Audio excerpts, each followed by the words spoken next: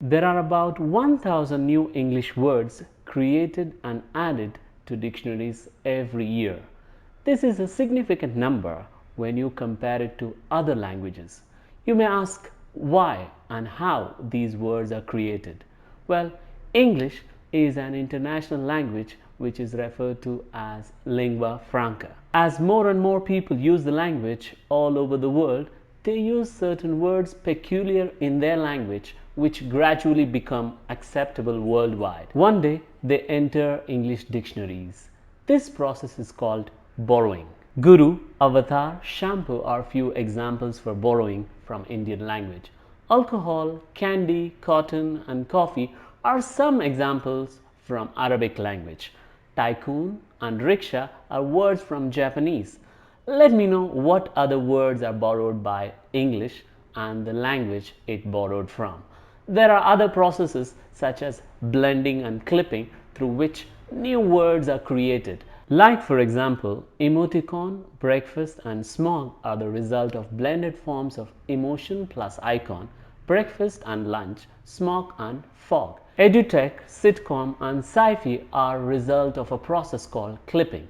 They are clipped outcome of education plus technology, situation plus comedy, science plus fiction. Do you know there are about a million English words, and when it's quite difficult to memorize the existing ones, these new words add salt into wounds. So how can we know and understand all the words in English language? Sometimes you feel that it's impossible to learn all of them. Don't worry, I'm here to help you. Remember one thing, nobody knows all words in English language. I repeat, nobody knows all the vocabulary in English. You may check with your English professor or teacher. Nobody knows all the vocabulary. But you still can understand the complete meaning of words through various techniques. We are going to discuss such techniques today. One such technique is called determining meaning from the context. It may be possible to determine the meaning of words through the context. For example, consider this sentence.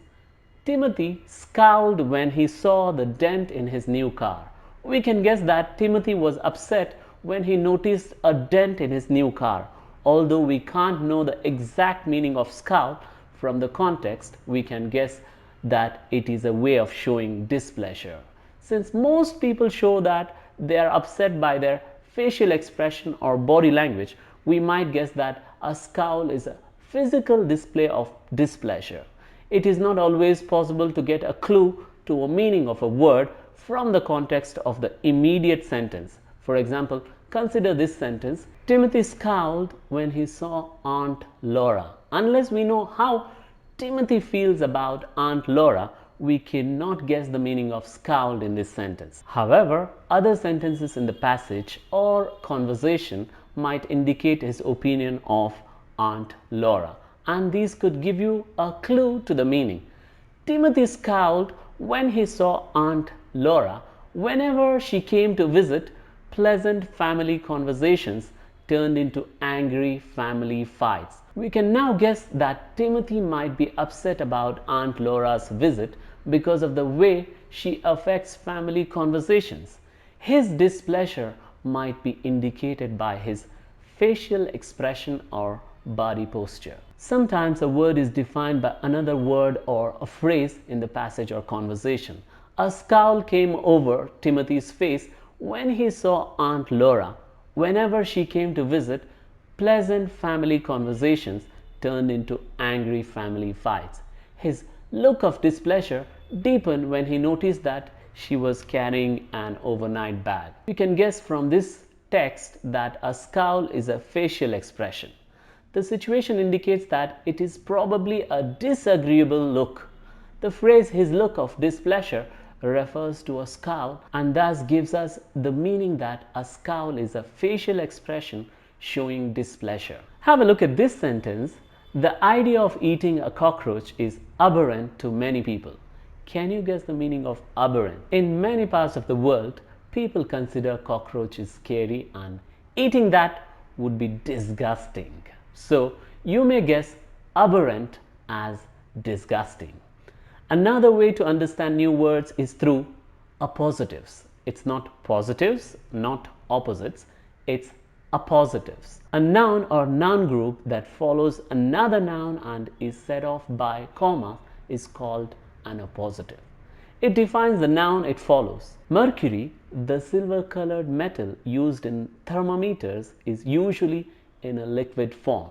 The meaning of mercury is identified by its appositive, the silver-colored metal used in thermometers. By adding the words which is, which are, or who is, who are, you can test if a noun is an appositive.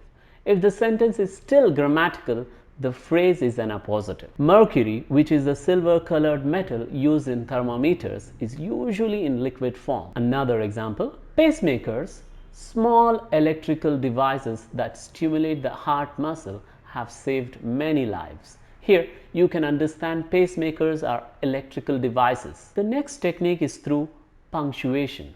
Punctuation marks are sometimes used to set off a word that defines another word. Some punctuation marks you may see used in this way are comma, brackets, dash, single quotation marks, parentheses, double quotation marks. For example, long barrows, Stone Age burial mounds made of earth or rubble, are widely distributed throughout northern Europe. You can understand the meaning of barrows as burial mounds because it is described between two dashes. You may ask me what are mounds in the sentence. Well, you may guess from the context. Let me know in the comment section without checking your dictionary or Google. If you are ectomorphic, the slender type, you are likely to be good at such sports as track, tennis and basketball. You can easily guess the meaning of ectomorphic is the slender type because of double quotation marks. The fourth technique is through the word or. A word or a phrase is sometimes defined by a synonym following the word or. The husky or sled dog of the north is a hardy breed. The meaning of the word husky is identified by the phrase sled dog following the word or. Another example, altitude or the height above sea level is a factor that determines climate. Here you know what altitude is. The fifth technique to understand new words is through examples. A word or a phrase is sometimes defined by examples. These terms often introduce examples as, like, for example, such as, for instance. Percussion instruments such as drums, cymbals and tambourines were the preferred instruments in the study. The meaning of percussion instruments is identified by three examples: drums, cymbals and tambourines. Sometimes the word or words used in the example can be defined by the word that is exemplified.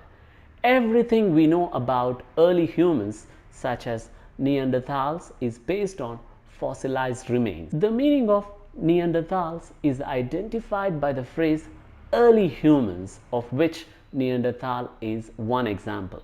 The next technique is to find adjective clauses. Adjective clauses sometimes define words. They are introduced by these words: that, where, who, when, which, whom. For example, airships, which are cigar-shaped steerable balloons, can be used for many purposes such as filming, advertising and entertainment. The meaning of airships is identified by the adjective clause, which are cigar-shaped steerable balloons. Reference is the seventh technique. Referents are words that refer back to or forward to other words in the sentence or passage or conversation.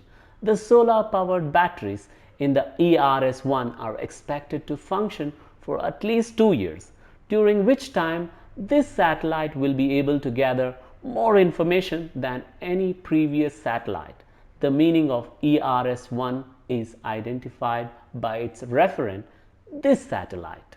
Number 8 is contrast. Sometimes the meaning of a word can be understood because it is in contrast to another word in the sentence.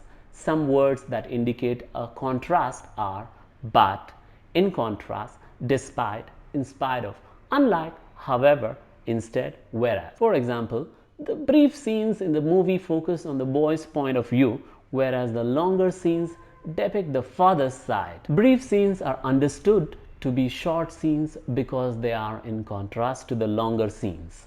The last technique to understand new words is through other words in the sentence. Other words in a sentence can sometimes give a general meaning of a word but not always a specific definition. For example, in order to sip the nectar with its long tongue, the bee must dive into the flower and, in so doing, becomes dusted with the fine pollen grains from the anthers. We can guess that nectar is the substance that bees collect from a flower because bees must sip with its long tongue and dive into the flower. We can guess that anther is a part of the flower because the bee gets dusted with fine pollen grains from anthers when it dives into the flower. Well, that's all for today. I hope it was a helpful video for you to learn how to get the meanings of unknown words.